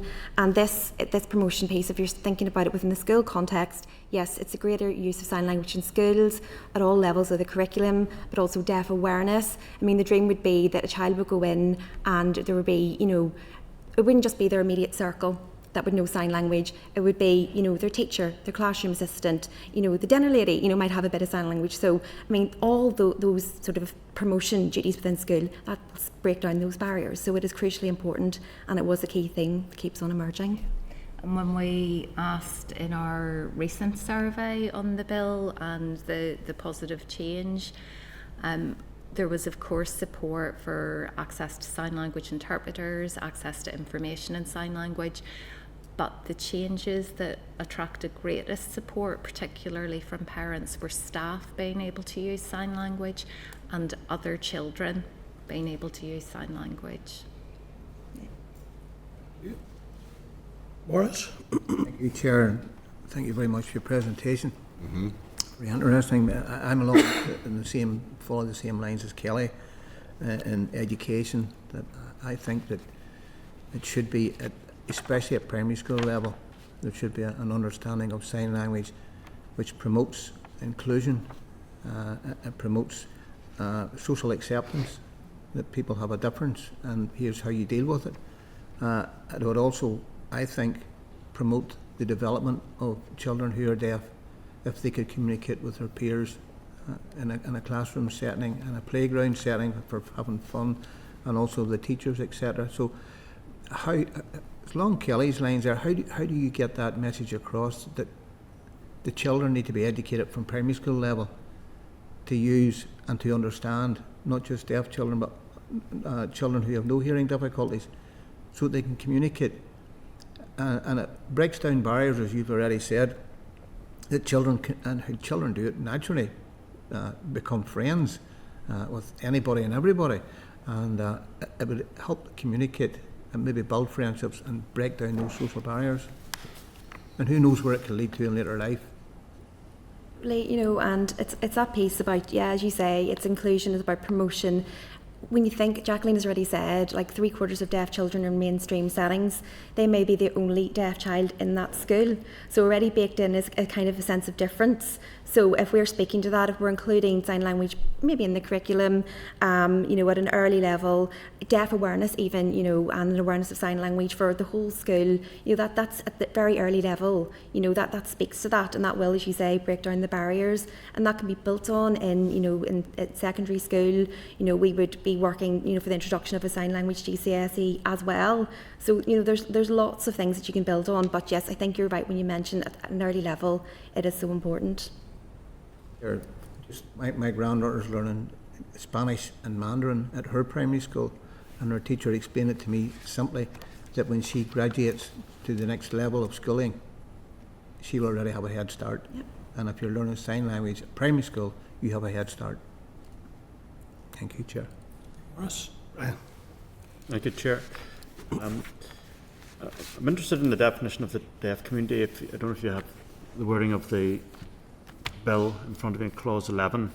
So the deaf community seems to be described as anyone basically who uses sign language for the purpose of the bills, whether that's they themselves are deaf or a family member is deaf. So it can include people who have full hearing. And just how that ties in with in clause 2, where it talks about the availability of classes, and it says that the department should ensure the availability of classes for deaf children, which I presume means a child who is deaf doesn't have full hearing, and just whether that the definition there is sufficient, and whether it should include the children of whose parents are deaf or use sign language. Because my reading of that then would mean that the provision of classes wouldn't apply to children born to parents who use sign language. It just seems to be the only, in that clause 2, paragraph 2, seems to be the only place where it talks about deaf children rather than members of the deaf community. Which in 11 is described as basically, it seems, my reading of it is anyone who uses sign language is a member of the deaf community. Yeah, and so I'm just thinking it doesn't provide for, as I say, hearing children whose parents are deaf, but they should be provided, of course they would learn from their parent, but there should be provision of classes from them.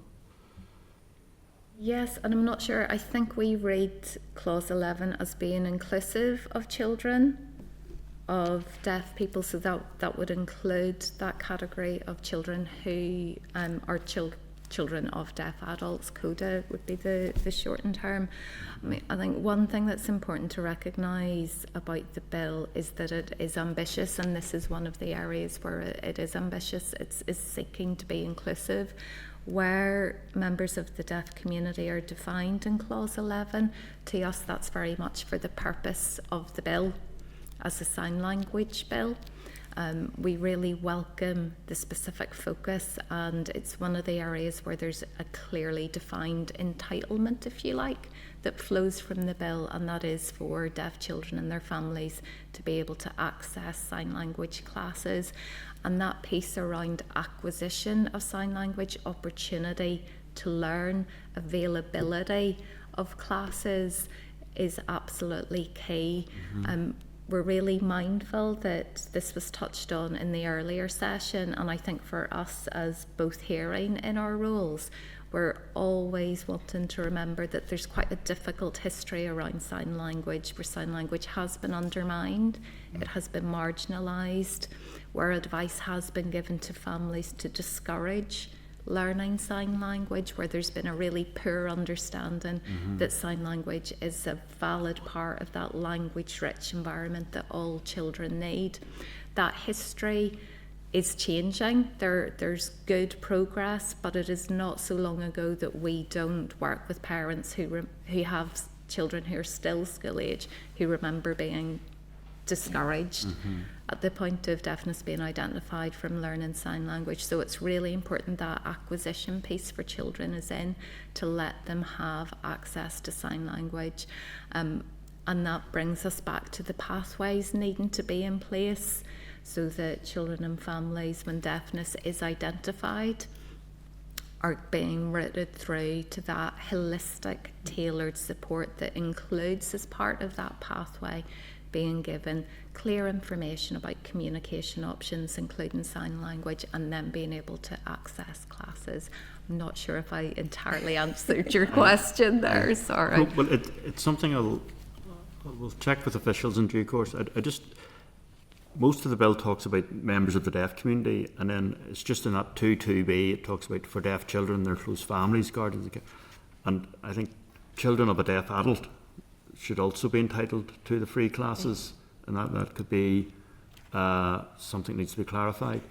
I mentioned the last witness who was in, a previous witness had highlighted about sometimes the discouragement, I think that's what you were talking about there, of learning of sign language.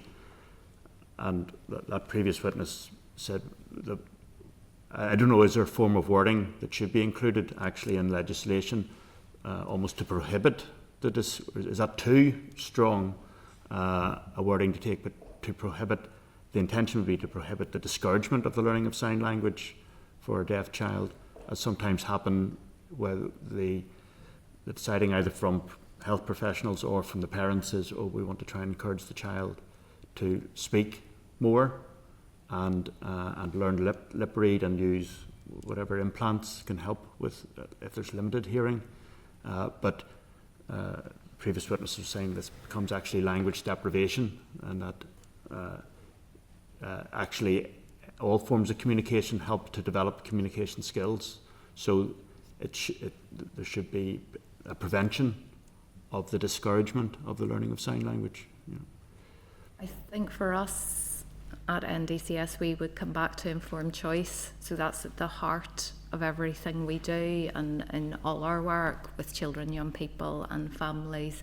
And it's about the importance of children and families being able to have meaningful choice, clear, unbiased information, meaningful choice, and then access to that infrastructure to support them and the professionals as part of that around the communication mode and language that is right for them.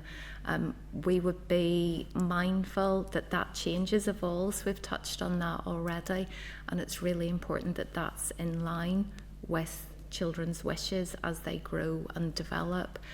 It's also important when we're thinking of families that we work with to recognise that for some families, use of sign and spoken language is important.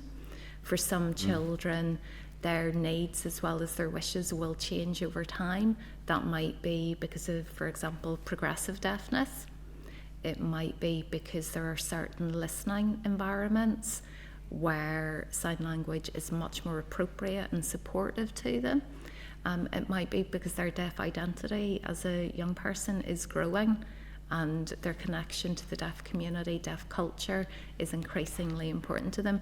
So for us, it's more making sure that the language in the bill supports that choice, that there's a recognition in the bill that a child and family's relationship with sign language may be evolving, and that there's not any risk of interpretation or implementation of the bill being restrictive and making assumptions that, for example, a child and a family should have made a decision by the time they reach first year of compulsory school, when we know that the majority of children referred to the Education Authority Sensory Service are already school age at that stage. Okay, no, I hear what you're saying on that. Can I ask one other question, Chair, for time?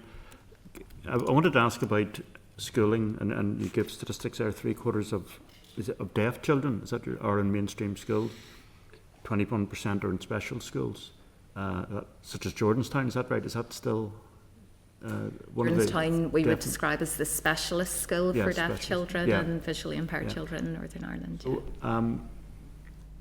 can you, in terms of 3/4 who are in mainstream schools, can you tell us more about how that is enabled? Are these children who might have partial hearing, or can it be children who are fully deaf? How does that work in practice? It can be a mix.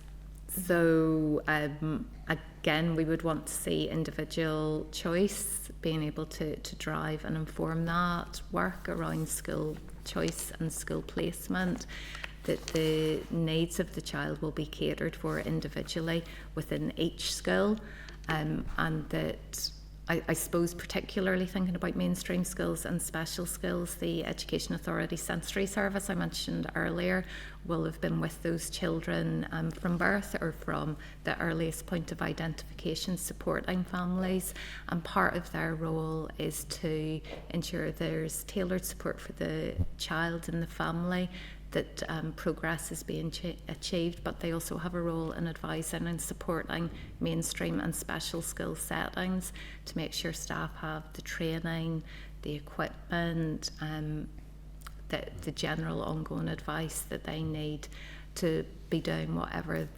is necessary to ensure that each deaf child can fully participate in their education, and also the wider aspects of school. So it's not just classroom time, it's also about lunchtime, it's about extracurricular activities, and again that was a theme that came out in our engagement with children and families. Yeah, there's a direct quote in the most recent survey we carried out from a parent saying that their child was excluded from taking part in extracurricular activities just because the child was not able to communicate, and that's where we see the bill has an opportunity to sort of speak to those needs as well. And are there children who have use sign language in mainstream schools who are using sign language then and have interpreters constantly? Yeah, there's at the moment we have some data from a CRIDE report which is referenced in our evidence. At the moment, 1% of deaf children mainly use sign language in education. 2% use spoken English with signed support. So it's small numbers at present. But they would have while all their time at school they have someone who can interpret for them. Is that how that works? Or they might be using... in practice, how does that work? In practice, it will really depend on the individual child. But yes, the point you're making about access to that specialist workforce, if you like, who have sign language skills, who have the appropriate level of sign language to support a child, whether they're in an early years setting or a child whether they're in an exam year, is really important. We think that's one of the reasons the legislation speaking to accreditation of tutors and interpreters is also a very progressive area. We're mindful of the work the department has done and continues to do on building the infrastructure so that not just families and children have access to learning family sign language and sign language, but also supporting access for tutors and interpreters to progress. That will need to keep being developed and built over time as part of the implementation. Okay. Thank you, Brian. You were looking on again. I was just going to come back to that clause 11. The definition of the deaf community, is there a better one than that? Because it really is quite convoluted what has already been included in the bill. Is there anything that's a bit simpler that's used elsewhere? Oh, that's a good question. In terms of the detail in that clause, I think for us that is about the department wanting to seek to be inclusive, and that's obviously important. It's maybe something if we go away and look at. I look at it, for instance, and I would be excluded from it, and I'm deaf, so I have moderate hearing loss, and I'm not included in the deaf community in that. So it talks about children, individuals who rely on British Sign Language, deaf or deafblind people who normally use British Sign Language. It doesn't talk about adults who have acquired hearing loss and, double hearing aid wearers. I just think there must be somewhere there's a better definition. Yeah, and it goes back to that inclusion piece. You're right entirely. It needs to be recognised that deaf children, deaf people's relationship with sign language can evolve over time. You know, most children in Northern Ireland, as I referenced earlier, have mild to moderate hearing loss. They may not need sign language at the start of their journey, but that may change through choice or through, you know, deterioration of hearing, whatever. So that needs to be spoken to. And I think that you're right in terms of there's a bit of inconsistency in the language throughout the bill. So I think some phrase that says necessary or convenient or relies on. You know, when necessary and convenient maybe is stronger, possibly, but it would be better if that was consistent throughout the legislation, probably. If there is another definition, if you from your own organisation, it would be really helpful to see that. It's almost like, Chair, it's like a definition of the sign language community, perhaps effectively, and I know it's a sign language bill, but yeah, at times it feels it clashes with other definitions then. Yeah. We could we could also take some advice from our own bill office around the language and the meanings and options around some of that language, the may, must, the plural of communities. In fact, I note within your submission around the culture of deaf children, and I'm sure deaf children are actually at the driving for creating that. And it's probably like many other things where there are cultures, there's not even one, and that's to be inclusive as possible. So I think we maybe should take a wee look and just take some further advice on how that might be better reflected. Okay, thank you. That's been a really interesting session. Well, I have to say one of the things, and it would have been one of my questions, was around the 5-year reporting, and we have heard from some of the other evidence sessions that it takes a period of time to establish what's exactly happened, but I think the concept of an interim report is a very useful addition to that consideration, because obviously you want to adjust the tiller if necessary at the earliest possible stage as well. So that's a bit totally like we don't have a problem with the 5-year, because obviously that's it gathers data over that period of time, which will be very valuable. But there's no harm in an interim report just to pick up, as you say, any issues or whatever, any problems at an early stage, so they can be addressed. So we think that would be a good idea.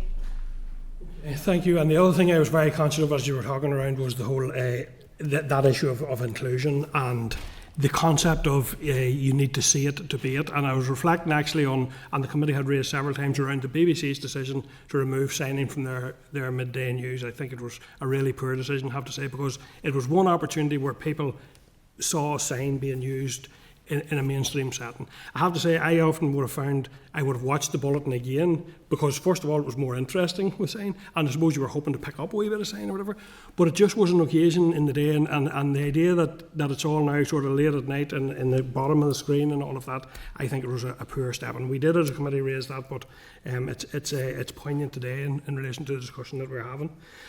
So thank you very much. We will be in touch with you around some of the things that have been discussed, and appreciate your written submission and your evidence here today. It's been really useful and a really, really important perspective to include children specifically as a voice, and I think that's really the committee really do appreciate that. So thank you.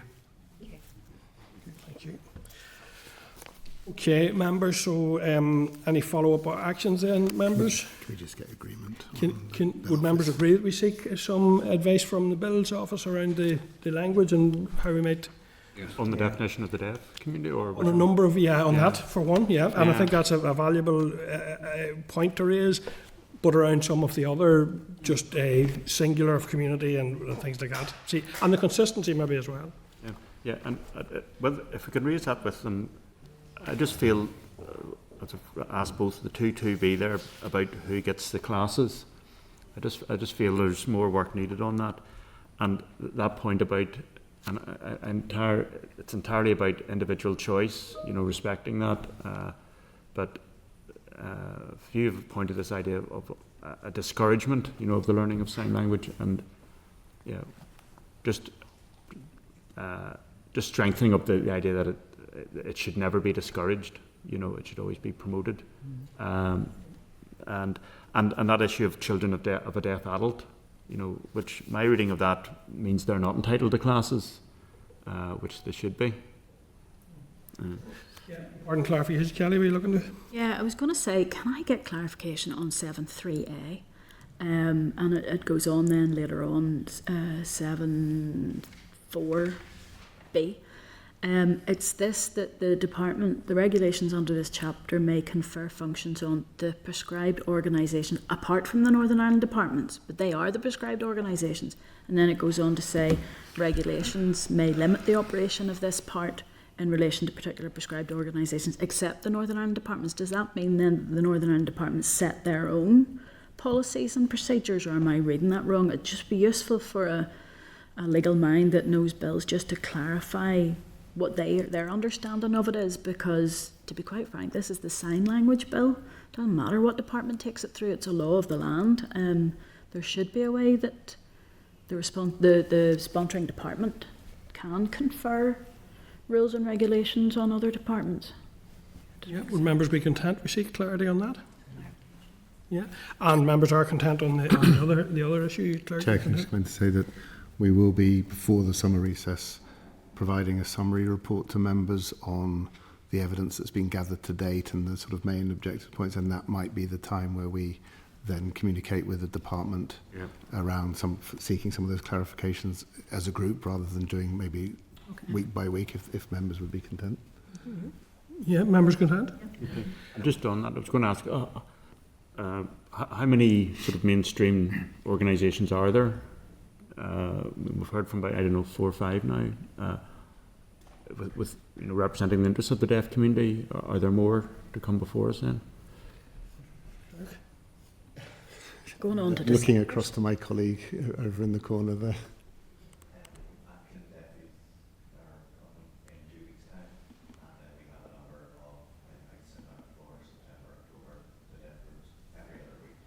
Right, there's quite a few. Aye. It's just relevant. I mean, we've raised it a few times.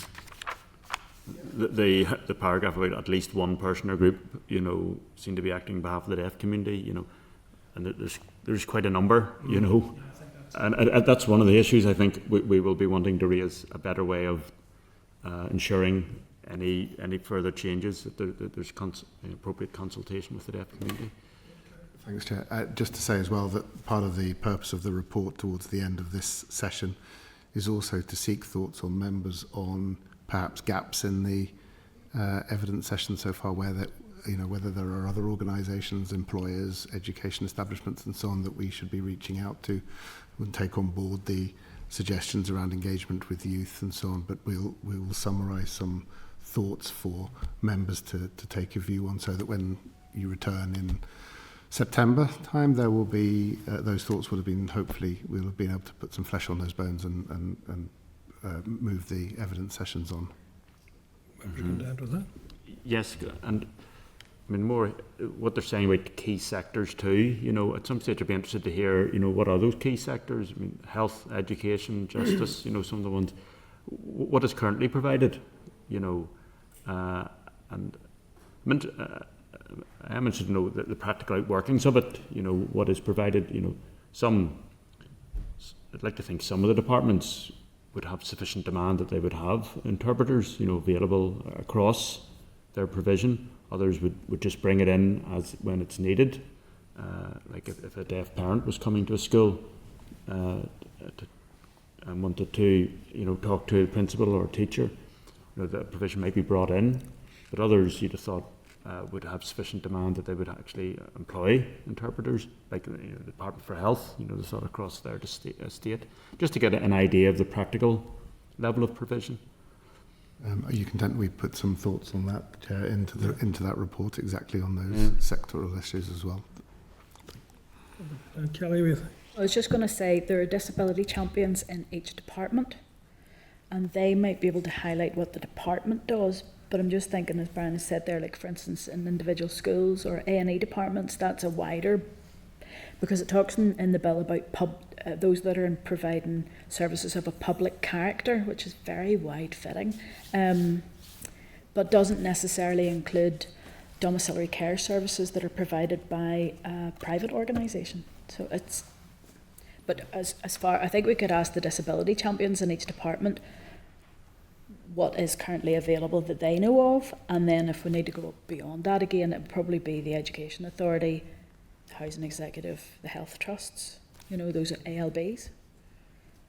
Sorry, lastly, just to say, and hopefully with the report will be put together in such a way that members can take a view as to whether it should be forwarded to the department to serve as a prompt on some of the issues that have been raised and so on, to see what their considerations may be, and then the department could perhaps feed back in later on in the calendar year on that report. So we'll go through a report before summer recess, but it's just us, it's not with the department. That would be for later. Okay, fair enough, yeah.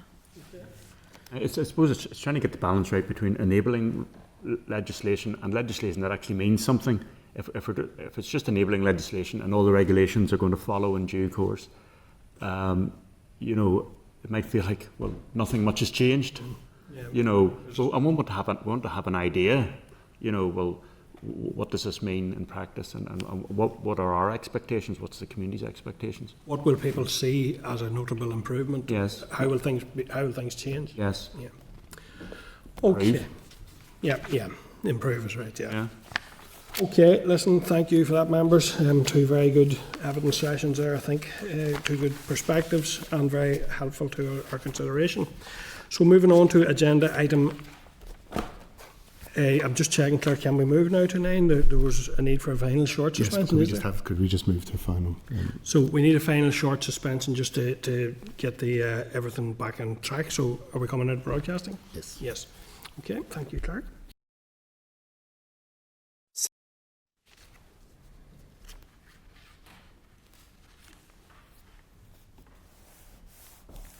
Chair, we're good to go. Okay, thank you, members. So we're resuming then at agenda item 9, Disposal of Documents Order 1925, Strategic Investment Board Retention and Disposal Schedule. So a copy of the schedule is contained at page 649, and a reply from the Committee for the Executive Office is at page 670. The Justice Committee members has sought further information on the PSNI schedule that we noted last week, and we will hear from the committee once this has been received and considered by them. So, following a request for and receipt of clarification on entries in the Strategic Investment Board Retention and Disposal Schedule, TEO Committee approved the schedule at its meeting on the 4th of June 2025.